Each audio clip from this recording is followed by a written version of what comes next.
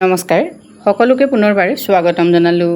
আজি আমি আলোচনা কৰিবলৈ লৈছোঁ অসম ৰাজ্যিক গ্ৰামীণ জীৱিকা অভিযানৰ অধীনত যদি আপুনি সখী হিচাপে নিযুক্তি লাভ কৰিব খোজে তেতিয়াহ'লে আপুনি কেনেকৈ প্ৰস্তুতি চলাব আৰু এই সখী পদবিলাকৰ বাবে যি এক্সাম অনুষ্ঠিত হয় অৰ্থাৎ যি পৰীক্ষা হয় সেই পৰীক্ষাত মুঠ নম্বৰ কিমান আহে, পৰীক্ষাসমূহৰ কুৱেশ্যন পেপাৰ ইংৰাজীত আহে নে অসমীয়াত আহে আৰু ইয়াত লং কুৱেশ্যন আহে নে MCQ আহে, লগতে ৰিটেন ভাইভা সেই সম্পৰ্কেও আপোনালোকে জানিব পাৰিব আজি ভিডিঅ'টোৰ জৰিয়তে। যিহেতু বৰ্তমান অৱস্থাত অসম ৰাজ্যিক গ্ৰামীণ জীৱিকা অভিযানৰ অধীনত বহুতো সখী পদ খালী হৈ আছে।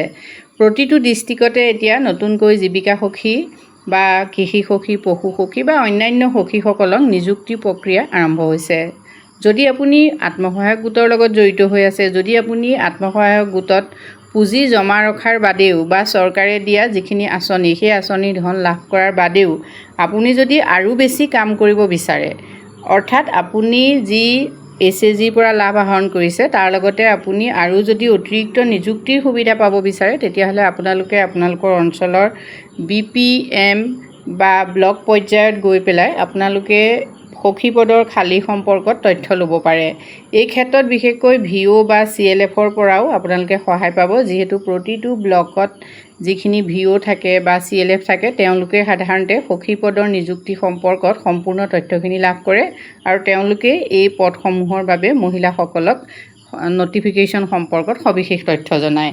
বহুতে আপোনালোকে যিহেতু এই সম্পৰ্কত প্ৰশ্ন কৰিছিলে যে আমি ক'ত আবেদন কৰিম, ক'ত খালী হৈছে, মই যিহেতু আপোনালোকক সামগ্ৰিক পৰ্যায়তহে কথাখিনি কৈছোঁ যে এইটো ডিষ্ট্ৰিক্টতে জীৱিকা সখীৰ পদ খালী হৈছে বা কৃষি সখীৰ পদ খালী হৈছে এনেকৈ মই আপোনালোকক ক'ব নোৱাৰোঁ, যিহেতু অসমৰ বিভিন্ন ডিষ্ট্ৰিক্টত বা ব্লকত বিভিন্ন পৰ্যায়ত এই সখীসকলৰ পদবিলাক খালী হয় আৰু পৰ্যায় অনুসৰি মানে ব্লক অনুসৰি এই সখী পদৰ বাবে নিযুক্তি দিয়া হয়। কিন্তু ইয়াত যিখিনি প্ৰচেছখিনি প্ৰায় একেই হয়, নিযুক্তিৰ যিটো প্ৰচেছটো একেই হয় আৰু এক্সামৰ যিবিলাক কুৱেশ্যন সেইখিনিও প্ৰায় একেই হয়। গতিকে আপোনালোকে যদি সখী হিচাপে নিজে নিযুক্তি লাভ কৰিব খোজে তেতিয়াহ'লে আজি ভিডিঅ'টো আপোনালোকৰ বাবে যথেষ্ট গুৰুত্বপূৰ্ণ হ'ব। আজিকালি সাধাৰণতে নিযুক্তিৰ বাবে যিবিলাক পৰীক্ষা অনুষ্ঠিত হয় সেই পৰীক্ষাসমূহৰ প্ৰিলিমিনেৰী পৰ্যায়ত MCQ টাইপৰে কুৱেশ্যন আহে। ঠিক সেই একে পদ্ধতি অনুসৰণ কৰিছে অসম ৰাজ্যিক গ্ৰামীণ জীৱিকা অভিযানেও। যিহেতু জীৱিকা সখীৰ বাবে যিখিনি এক্সাম এতিয়া অনুষ্ঠিত হৈছে প্ৰায়বোৰ এক্সামতে MCQয়ে আহিছে আৰু এই MCQৰ মুঠ নম্বৰ হ'ল 30, অৰ্থাৎ 30 কুৱেশ্যনৰ বাবে 30 মাৰ্কছ, মানে প্ৰতিটো কুৱেশ্যনৰ বাবে 1 নম্বৰকৈ দিয়া হৈছে।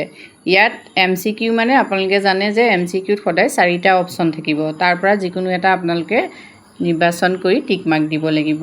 বৰ্তমান যিহেতু অসম ৰাজ্যিক গ্ৰামীণ জীৱিকা অভিযানৰ অধীনত সখী পদৰ বাবে বহুতো প্ৰাৰ্থীয়ে আবেদন কৰে, গতিকে ইয়াত ৰিটেন আৰু ভাইভা দুয়োটাই অনুষ্ঠিত হয়। ৰিটেনৰ পৰা যিসকলক ছিলেকশ্যন কৰা হয় তেওঁলোকক ভাইভালৈ নিমন্ত্ৰণ কৰা হয় আৰু ভাইভাত ছিলেকশ্যন হোৱাৰ পাছতহে এই পদত নিযুক্তি লাভ কৰে।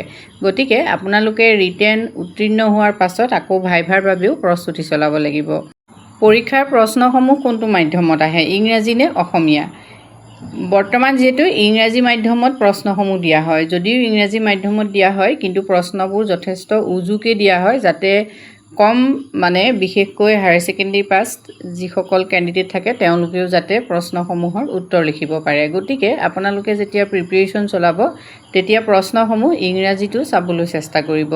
এতিয়া এই পৰীক্ষাৰ বাবে যদি আপোনালোকে প্ৰিপেৰেশ্যন চলাই আছে তেতিয়াহ'লে আপোনালোকে কমেণ্ট কৰি জনাব আৰু যদি এই সম্পৰ্কত আপোনালোকক কিবা সহায় লাগে, নোটছ লাগে বা বিভিন্ন ধৰণৰ পৰীক্ষাৰ আগতে অহা কুৱেশ্যন লাগে তেতিয়াহ'লে কমেণ্ট কৰি জনাব। আজিলৈ ইমানেই, ধন্যবাদ।